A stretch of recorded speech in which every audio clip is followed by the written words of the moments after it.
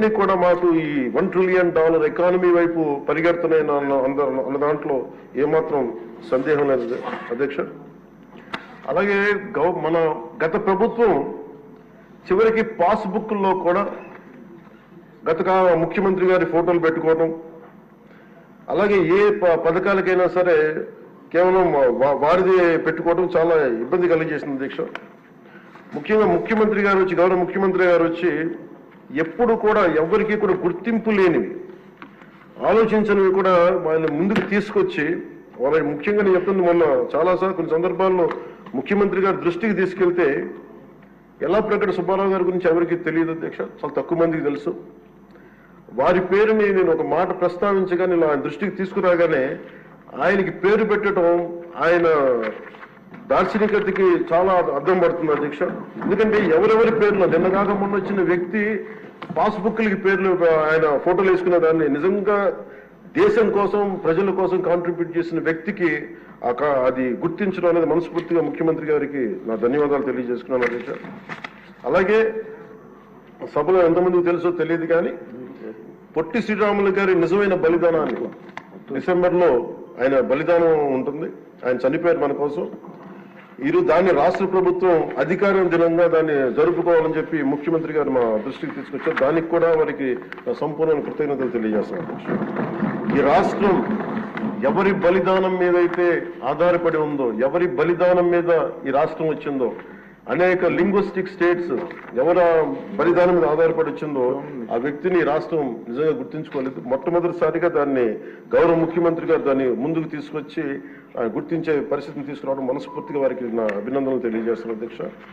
అలాగే కన్యకా పరమేశ్వరి ఈ ఆవిడ బలిదినాన్ని కూడా అధికార దినోత్సవంగా జరుపుకోవటం నిజంగా వారికి మనస్ఫూర్తిగా నా ధన్యవాదాలు తెలియజేస్తాను అధ్యక్ష. గత కాలంలో ఫస్ట్కి సార్ నేను ఒక ప్రభుత్వ ఉద్యోగి కొడుకుని అధ్యక్ష. మాకు ఏదైనా సరే నెల మొదటి రోజున ఉద్యోగాలు మనకి జీతాలు వస్తాయనేది మాకు చిన్నప్పటి నుంచి అలవాటు. అలాంటిది గత ప్రభుత్వ కాలంలో ఏనాడు 1వ తారీఖున జీతాలు పడలేదు, 1వ తారీఖున ఏవి పడలేదు. అలాంటిది 1వ తారీఖున ప్రభుత్వ ఉద్యోగులందరికీ టెన్షన్గా ఆ జీతాలు పడ్డ మనస్ఫూర్తిగా ముఖ్యమంత్రి గారికి అభినందనలు తెలియజేస్తాను. అలాగే 64 లక్షల మంది బెనిఫిషరీస్కి లబ్ధిదారులకి 4,000 చొప్పున వారికి 1000 రూపాయలు పెంచి మరి ఇవ్వడం మనస్ఫూర్తిగా వారికి నా అభినందనలు తెలియజేస్తాను. అది కూడా అందరూ వెళ్ళి వారి చేతికి అంటే దీనికి ఏ వ్యవస్థ అవసరం లేదు, ఉన్న వ్యవస్థని సమర్థవంతంగా వాడుకొని ఇంటికి క్యాష్ చేరవేయటం మనస్ఫూర్తిగా వారికి నా అభినందనలు తెలియజేస్తాను. అలాగే పంచాయత్ డిపార్ట్మెంట్ సంబంధించి 1,452 కోట్లు మేము ఇప్పటికి ఖర్చు చేసాం అధ్యక్ష. అలాగే ఇండిపెండెన్స్ డే సెలబ్రేషన్స్ కూడా చాలా ఘనంగా జరుపుకున్నాం, డబ్బులు పెంచి అనేక సందర్భాల్లో తెలియజేశాను. 13,326 గ్రామ పంచాయతీలకి జాతీయ ఉపాధి హామీ పథకం కింద పల్లి పండుగ ద్వారా 4,500 కోట్లు నిధులు విడుదల చేశాం అధ్యక్ష. అలాగే గౌరవ ముఖ్యమంత్రి గారి ఈ నాయకత్వంలో ఈ ప్యాడీ జ్యూస్ రైతులకు కావాల్సింది 1,674 కోట్లు రిలీజ్ చేసి నిజంగా మీరు రైతాంగానికి మీరు ఎంత అండగా ఉంటారని మాటలతో కాదు చేతుల్లో చూపించారు అధ్యక్ష. వారికి మనస్ఫూర్తిగా నా ధన్యవాదాలు. అలాగే ప్రభుత్వానికి, మన కేంద్ర ప్రభుత్వానికి ఎంత అండగా ఉంది మోడీ గారి ఆధ్వర్యంలో ఉన్న కేంద్ర ప్రభుత్వం అంటానికి అమరావతికి 15,000 కోట్ల రూపాయలు, పోలవరంకి 12,500 కోట్ల రూపాయలు, రైల్వే ప్రాజెక్ట్స్ దాదాపు 70,000 కోట్ల పైచిలకు, హైవేస్ అయితే దాదాపు ఇప్పటికే 55,000 కోట్ల రూపాయలు ఈరోజు మనకి ఇచ్చారు అధ్యక్ష. దాని పనులు జరుగుతూ ఉన్నాయి. అలాగే ముఖ్యమంత్రి గారికి కూడా ముఖ్యంగా మిడ్ డే నేను అడిగింది ఏంటంటే ముఖ్యమంత్రి గారిని డొక్కా సీతమ్మ గారి పేరు ఏదన్నా పథకాన్ని క్యాంటీన్ పెట్టండి అంటే ఆయన ఏకంగా దీనిలో నారాయణ గారికి కూడా ముఖ్యమంత్రి గారు ప్రత్యేకంగా నా ధన్యవాదాలు తెలియజేస్తున్నాను అధ్యక్ష. మధ్యాహ్న భోజన పథకాన్ని విద్యార్థుల మధ్యాహ్న మిడ్ డే మీల్ స్కీమ్కి డొక్కా సీతమ్మ గారి పేరు పెట్టడం మనస్ఫూర్తిగా వారి చేతులు ఎత్తి నేను నా మనస్ఫూర్తి గారికి కృతజ్ఞతలు తెలియజేస్తున్నాను అధ్యక్ష. అలాగే ఇలాంటి స్ఫూర్తి చూసి నాకు కూడా వ్యక్తిగతంగా నేను ముఖ్యంగా ఆయన లీడర్షిప్ ఎబిలిటీ, ఒక క్రైసిస్ వచ్చినప్పుడు ఒక నాయకుడు ఎలా ఉండాలి, ఒక వరదలు వచ్చినప్పుడు ఎలా ఉన్నారనేది మనకి విజయవాడ బొడిమేరు వరదలప్పుడు అసలు ఆయన చూపించిన నాయకత్వ పటిమ ఇవన్నీ చాలా ఆదర్శనీయం అధ్యక్షుడు. మేము వెళ్ళి కాళ్ళు మన చొక్కా మడిచి ఆయన దిగి బురదలో నడిచి దిగి ఆయనకి అవసరం లేదు, ఆయన చేయించవచ్చు. ఒక కమాండ్ సెంటర్లో కూర్చొని చేయగలిగే సత్తా ఉండి కూడా మా అందరికీ ధైర్యం నింపడానికి, మా అందరికీ భరోసా నింపడానికి, ప్రజలకు ఆ భరోసా ఇవ్వడానికి ఆయన నడిపించిన తీరు యంత్రాంగాన్ని చాలా అభినందనీయం అధ్యక్ష. అలాగే జల్ జీవన్ మిషన్ కి సంబంధించి అధ్యక్ష, ఈ రోజున గత ప్రభుత్వం ఫిల్టర్ బెడ్స్ కూడా మార్చలేదు అధ్యక్ష. అంటే 4 లక్షలు అవుతుంది. అంటే ప్రతిసారి ప్రతి నెల మొదటి లేయర్లో మొదటి శాండ్ తీసి అది అసలు కనీసం అది కూడా కనీసం ఫిల్టర్ బెడ్స్ మార్చని కాడికి ఈ రోజు పొద్దున మన అసెంబ్లీలో కూడా మాట్లాడిన గౌరవ సభ్యులు కొంతమంది తీసుకొచ్చింది, కనీసం మనకి కిడ్నీ వ్యాధులు ఎక్కువైపోతుంది, కనీసం ఫిల్టర్ బెడ్స్ కూడా మార్చలేదు. కనీసం ఫిల్టర్ బెడ్స్ మార్చిన కొంత ఇంపాక్ట్ తగ్గుద్దని అంటుంటే నిజంగా అనిపించింది అధ్యక్ష. జల్ జీవన్ మిషన్ మేము ఇప్పుడు దాకా గౌరవ ముఖ్యమంత్రి గారి నాయకత్వంలో ఆయన విజన్ తోటి జల్ జీవన్ మిషన్ ని ఈ రోజున అందరికీ మాటిస్తున్నాం అధ్యక్ష, రాష్ట్రానికి మాటిస్తున్నాం.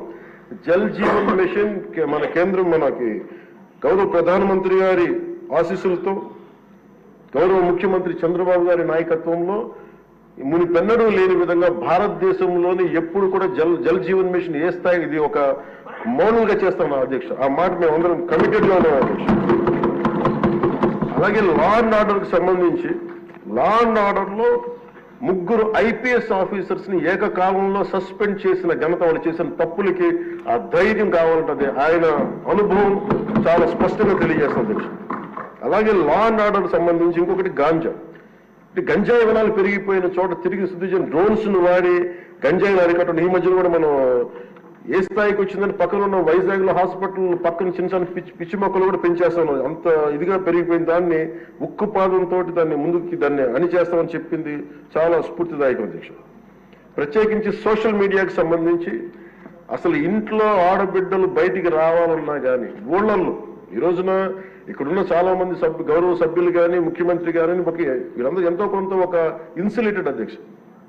కొంతమంది అధికారులు తెలియచ్చు, లేదంటే మనుషులు ఉండొచ్చు, వీళ్ళు ఉండొచ్చు, కానీ నిజంగా సఫర్ అవుతుంది ఊళ్ళల్లో ఆడపిల్లల అధ్యక్ష.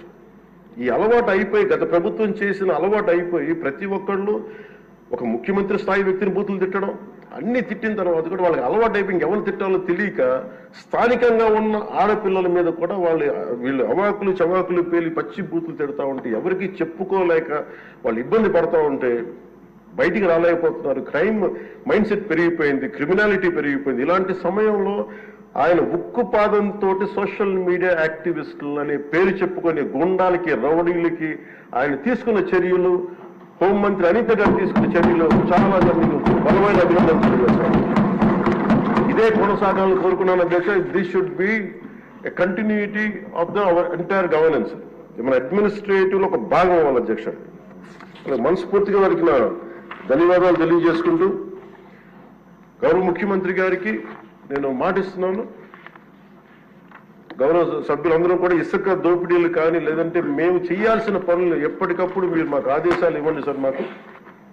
మా ఆదేశాలు ఇవ్వాలని కోరుకున్నాను అధ్యక్ష. మేము బెల్ట్ షాపులు కానీ మా అందరి బాధ్యత లా అండ్ ఆర్డర్ గురించి మాట్లాడటం, మంత్రివర్గంలో ఏ శాఖ అయితే తీసుకున్నామో ఆ శాఖల్ని సమర్థవంతంగా వారి విజన్ కి తగ్గట్టుగా పనిచేయడం అధ్యక్ష. ఇవన్నీ కూడా మేము ఆయన ఏ కళ అయితే కన్నారో ఆ కళ నెరవేర్చడానికి పూర్తి చేయడానికి మేమందరం సంసిద్ధంగా ఉన్నామని తెలియజేసుకుంటూ, మీరు 5 సంవత్సరాలు కాదు గౌరవ ముఖ్యమంత్రి గారు తెలియజేసిన అధ్యక్ష, మీరు ఇంకొక దశాబ్దం కూడా ఈ రాష్ట్రానికి ముఖ్యమంత్రిగా కొనసాగుతూ